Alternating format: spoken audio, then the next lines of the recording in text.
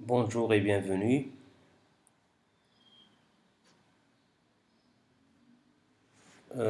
J'espère que vous allez très bien. Vous allez avec ce confinement, avec cette période qui est un petit peu critique. J'espère que cette vidéo vous trouvera en très bonne santé, vous et votre famille. Donc, vos camarades, plusieurs personnes m'ont demandé de rester sur le type de cours type YouTube. Et après, on va essayer d'analyser, de discuter dans un live sur le logiciel Zoom. Donc, vous avez ici le cours pour le voir d'une manière reposée. C'est la partie comptabilité de gestion, le dernier chapitre, à savoir le coût marginal. Donc, prenez la page 45 de votre polycopier. On va essayer de présenter le chapitre. Donc, le coût marginal, l'appellation coût marginal émane d'un raisonnement un petit peu économique. Vous avez déjà vu ça en microéconomie lors de l'analyse marginale. Vous avez déjà vu la logique néoclassique en économie qui font l'analyse à la marge.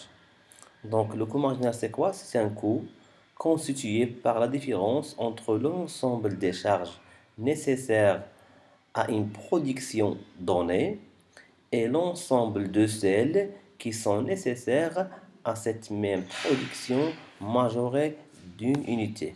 Donc c'est le coût d'une unité marginale. C'est le coût engendré par une commande, par un lot ou une série supplémentaire. Donc c'est en général on parle de l'analyse le coût additionnel.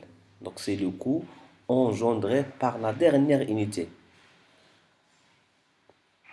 Donc, c'est ce qu'on appelle le coût qui est dit à la marge. Donc, c'est le coût additionnel dans l'ordre d'une commande, d'une production, d'une pièce supplémentaire.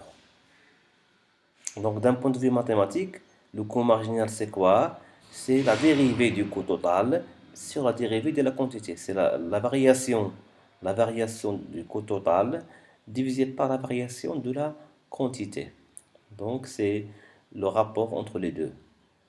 Deuxième chose, le coût moyen. Le coût moyen, c'est quoi? C'est en général, c'est le coût total divisé par la quantité. C'est la moyenne des coûts, la moyenne.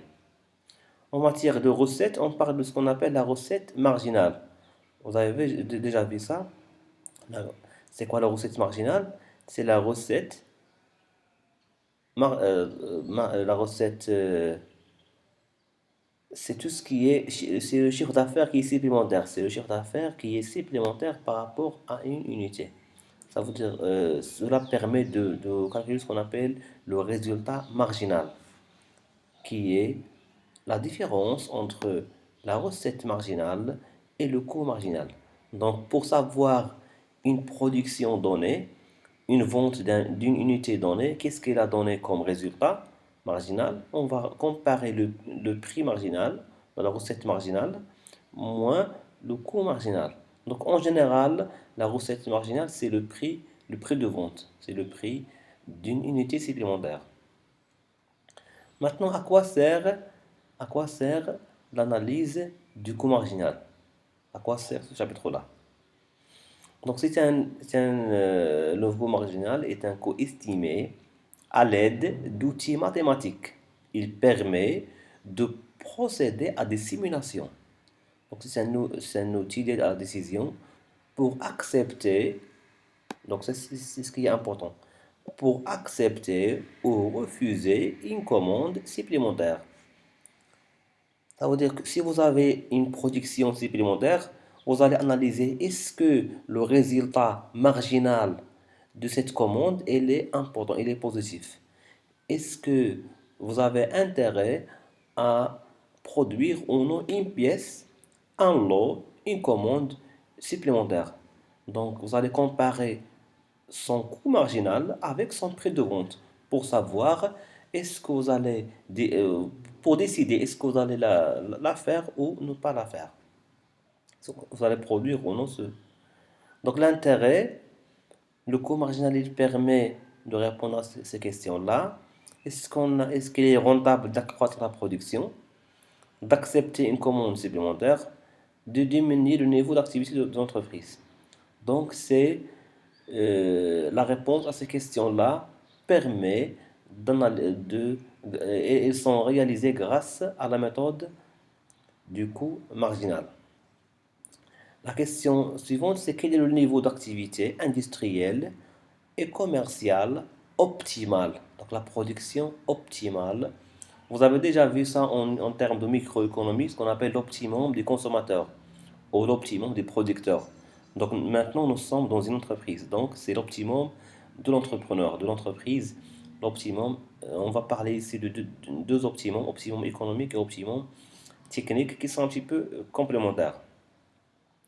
Donc l'optimum, il permet de maximiser le profit. C'est le niveau de production qui est rentable pour l'entreprise et qui, au-delà de cet optimum-là, la production supplémentaire va coûter très cher et elle est trop risquée, il ne faut pas la faire. Donc l'intérêt, elle peut conduire à la mise en œuvre d'une politique de prix de vente différentielle par certaines entreprises. Ainsi, la fixation du prix de vente varie en fonction des niveaux d'activité et donc des coûts de production, à condition de vendre à un prix supérieur au coût marginal. Donc, exemple, période de tarif privilégié dans les hôtels et les compagnies aériennes.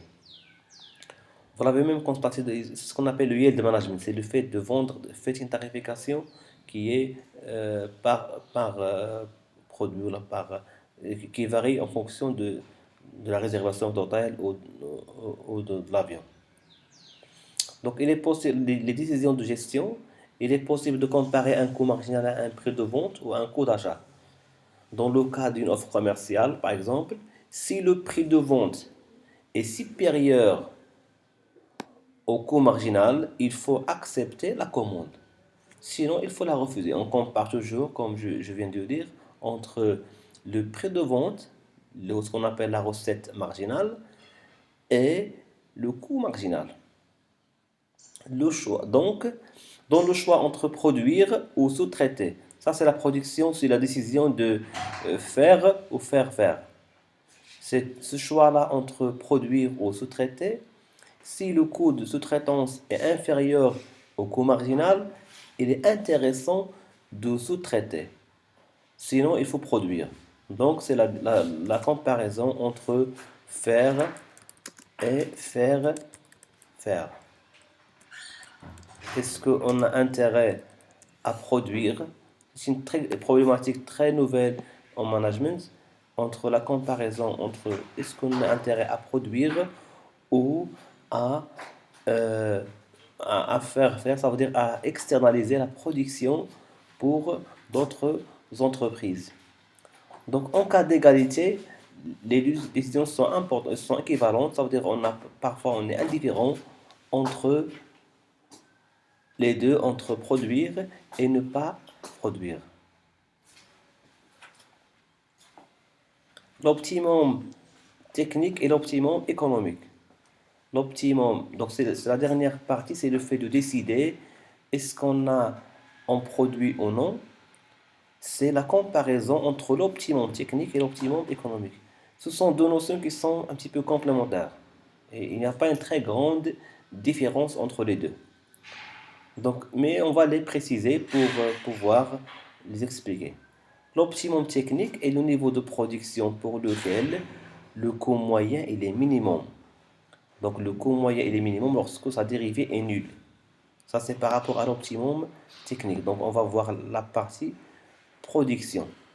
Techniquement parlant, est-ce que le coût moyen il est minimum? Donc on va aller vers la dérivée première qui est nulle. Donc, il est démontré que l'optimum technique est atteint lorsque le coût marginal est égal au coût moyen. Donc, on va analyser l'optimum technique en termes d'entreprise, sans le comparer avec le prix de vente, sans le comparer avec la recette marginale ou le profit, seulement avec le prix.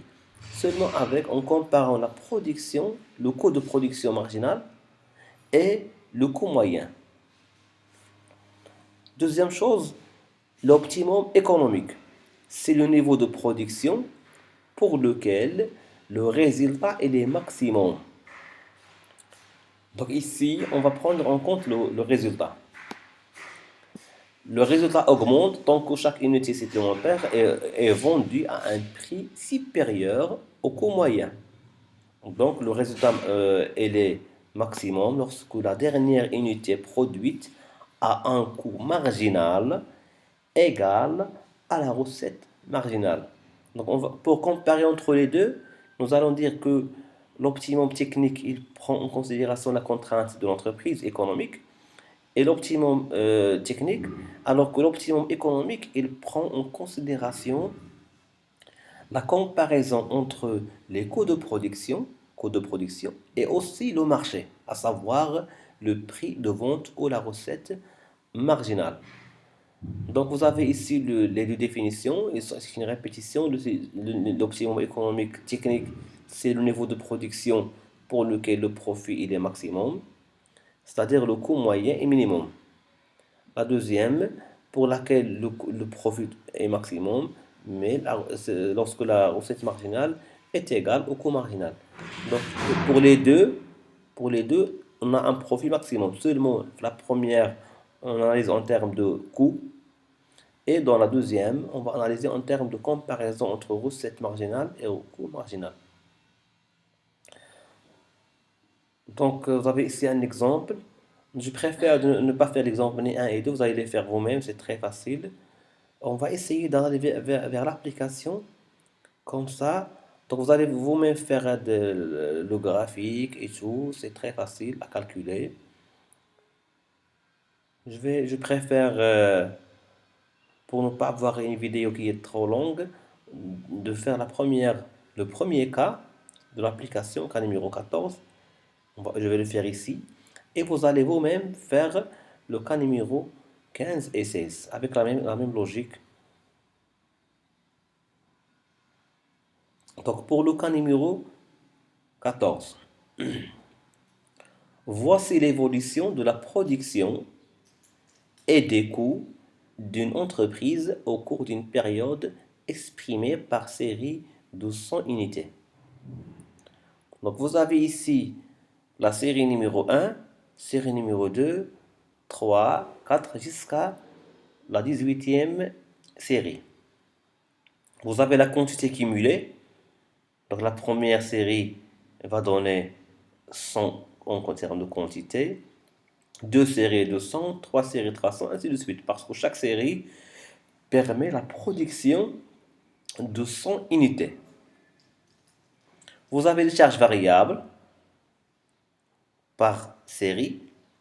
Vous avez les charges cumulées, les charges fixes, ils sont aussi cumulées. Donc ici on a 2000 pour la première série, 4000 pour la deuxième, ainsi de suite. Pour la somme de 1 et 2, ainsi de suite. Charges cumulées aussi fixes. Donc pour la première, c'est toujours 8000. Après, c'est 10 000.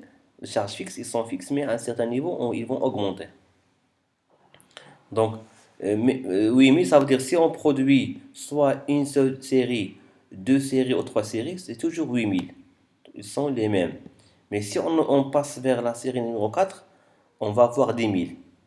C'est pourquoi, même si on part de charges cumulées, mais ils sont fixes.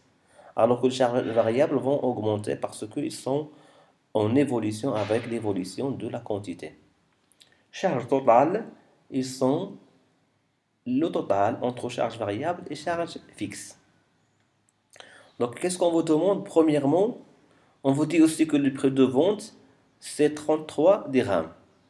Prix de vente d'une unité, d'une pièce. Pas d'une série, mais d'une unité. Par exemple, ici, on va avoir 100 fois 33. C'est 3300.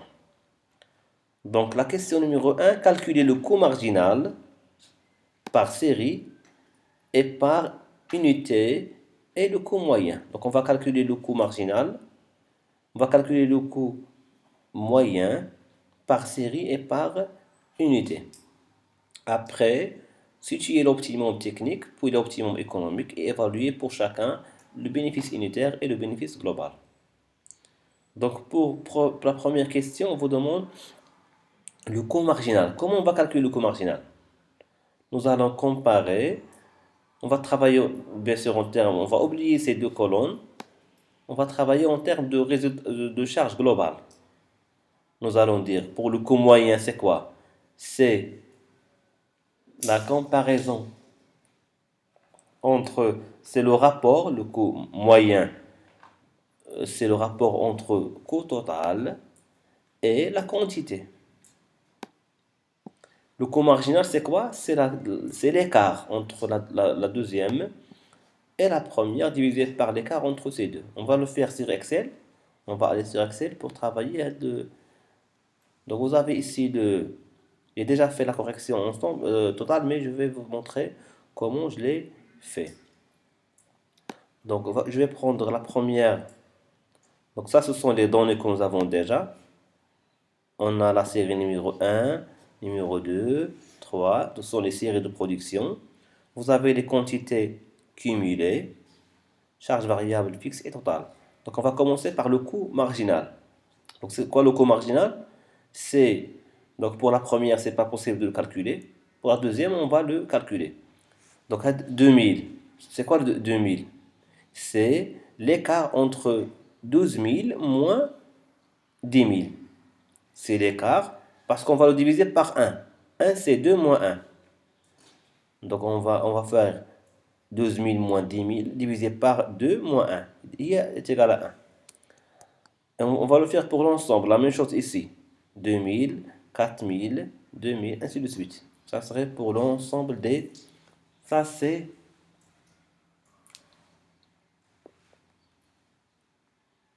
la différence entre les deux. Donc on va faire l'écart entre ces montants-là, le coût total de ce montant-là, moins le coût total de l'année n-1, de la série n-1, et divisé par l'écart entre les deux. Si on va faire par unité, nous allons faire maintenant le G8 divisé par 100, par la quantité. Ça veut dire on va diviser ce montant-là par... On va diviser les 2000 par 100. Ça donne 20. On peut aussi faire la même chose. On peut faire 2000 moins 10 000, ça donne 2000, divisé par 200 moins 100. Ça donne 2000 divisé par 100, ça donne 20. Ça, c'est la logique. La même chose ici, 20, 40, 20, 20, ainsi de suite. On va faire le total pour l'ensemble des... Donc, c'est toujours, je répète, je vais donner l'exemple pour AD 27, c'est toujours ce qu'on a trouvé ici divisé par 100, ou l'écart entre 2700 moins 2000, ça donne 700, divisé par 100. 27 000, c'est 24 700, moins 22 000, ça donne 2700, divisé par l'écart entre 700 et 600, parce qu'on cherche le coût marginal. Ça, on va le faire pour l'ensemble des séries. Pour la première et la deuxième, on ne peut pas le calculer parce qu'on n'a pas le n-0. On ne peut pas le faire. On a la première série, on ne peut pas diviser par 0. On ne peut pas faire on n'a pas... la première année, c'est pas possible de le calculer pour... chez la première année, mais la première série. Donc maintenant, la recette, le coût unitaire moyen. Le coût unitaire moyen, c'est le rapport entre coût total et la quantité. Ici, on va faire 10 000 divisé par 100, 12 000 divisé par 200, 14 000 divisé par 300, ainsi de suite. Ça serait le montant de la colonne F divisé par la colonne F divisé par la colonne C pour l'ensemble des années. Donc pour la recette moyenne et marginale, c'est toujours le prix de vente. 33 pour l'ensemble des périodes. Recette moyenne, recette marginale, c'est le prix parce que on a toujours c'est le prix de vente. 33, ça serait quoi? Ça serait le c'est une donnée, nous avons déjà dans les données que le prix de vente c'est 200 c'est 33 dirhams. Donc en moyenne, la recette moyenne ici c'est 33. Maintenant le profit total, c'est quoi le profit total? C'est 33 fois la quantité, donc le prix de vente fois la quantité, moins charge totale, 10 000. Donc ça serait, voilà la formule, 33 fois la quantité, moins 100 000. Deuxième année, on va faire 33 fois 200, moins 12 000, ainsi de suite. Pour savoir le profit total. Et le bénéfice unitaire, on va diviser par 100. On va diviser par la quantité. Ça, on va diviser par 100. Deuxième année, on va diviser par 200. Ainsi de suite. On va diviser pour savoir le profit unitaire. Donc maintenant, qu'est-ce qu'on va chercher? On va chercher premièrement l'optimum technique. Donc l'optimum technique, c'est quoi? Nous avons dit, c'est le niveau de production qui permet d'égaliser le coût unitaire moyen et le coût marginal. Donc on va chercher dans tous les coûts, on a trouvé ce coût-là.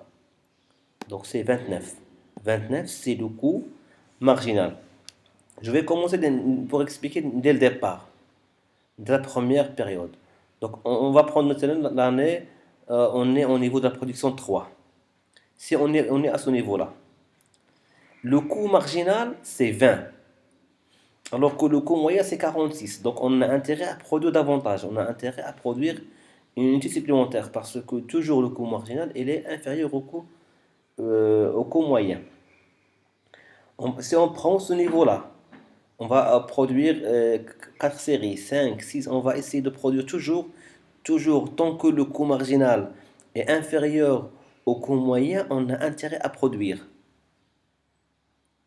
Ça, c'est l'idée générale. L'idée, c'est que tant que 40, 20, 20, donc tant que le coût marginal n'arrive pas au coût moyen, on a intérêt à produire.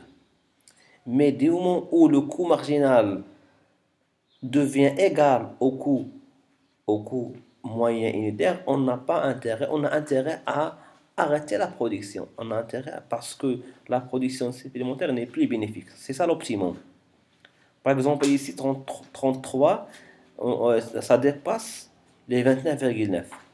37, ça dépasse 29, ainsi de suite. Donc, le coût marginal, tant que le coût marginal est inférieur au coût moyen, on a intérêt à produire. Une fois il devient égal, on part d'un optimum technique. Ça, c'est la réponse à la première question, la question numéro 2. Parce qu'on vous dit la question, calculer situer l'optimum technique, puis l'optimum économique et évaluer pour chacun le bénéfice unitaire, le bénéfice global et on délibère le niveau de production optimal.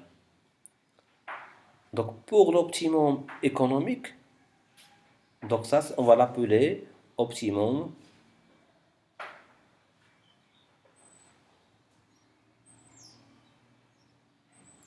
donc ça c'est l'optimum. Donc on l'avait ici, c'est écrit, c'est l'optimum technique. L'optimum économique, c'est le niveau de production qui permet d'égaliser le coût marginal et le résultat marginal. Ce qu'on appelle la recette marginale, pardon.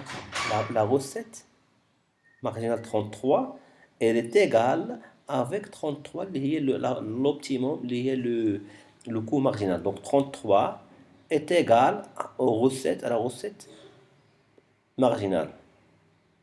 Donc ça c'est ce qu'on appelle l'optimum économique. Et donc l'entreprise a intérêt aussi à produire 16 unités parce que c'est un optimum économique. Vous allez constater que les deux, si en termes de profit global, les deux permettent d'avoir 6 000 et 6 000, permettent d'avoir le même niveau de profit total. Donc l'entreprise a intérêt à choisir les deux, à choisir soit 15 ou 16, les deux, ils ne sont pas, sont les deux bénéfiques pour l'entreprise. Mais on n'a pas intérêt à produire ni 17, ni 18, ni 20, ainsi de suite, parce que on va avoir moins en termes de bénéfice global et on va avoir un coût marginal très élevé, 37, 42. Donc là, cette méthode-là, elle permet à l'entreprise de décider combien elle va produire. Elle va produire soit 15. Donc si l'entreprise analyse en termes d'analyse optimum technique, elle va produire 15. Et si elle a une logique économique et financière, elle va produire 16. Donc les deux, ils sont bénéfiques parce que ils ne sont pas contradictoires et ils permettent d'avoir personnellement, j'opte pour le 15 parce qu'il permet aussi d'avoir le profit unitaire maximum. En termes de profit maximum, c'est 4 unités maximum. Donc le bénéfice unitaire, c'est 4, c'est le maximum de bénéfice. Et aussi, il permet d'avoir 6 000 comme total et la production de 15. Donc si vous avez le choix entre produire 15 et 16 et les deux permettent d'avoir le même bénéfice, c'est mieux de produire 15. Parce que, donc ici, dans l'exemple que nous avons, l'optimum économique, il est meilleur que l'optimum technique, meilleur que l'optimum économique. Mais si vous produisez 16, c'est pas grave parce que vous aurez toujours le même résultat global. Vous allez avoir un bénéfice de 6 000. Donc, sur ce, on va s'arrêter cette vidéo explicative au niveau du cours. Il vous reste le temps un petit peu, vous lisez le reste d'applications, essayez de les faire. Ils ne sont pas très compliqués, vous allez voir que c'est la même logique, toujours on vous demande d'analyser le coût marginal, le coût global et tout.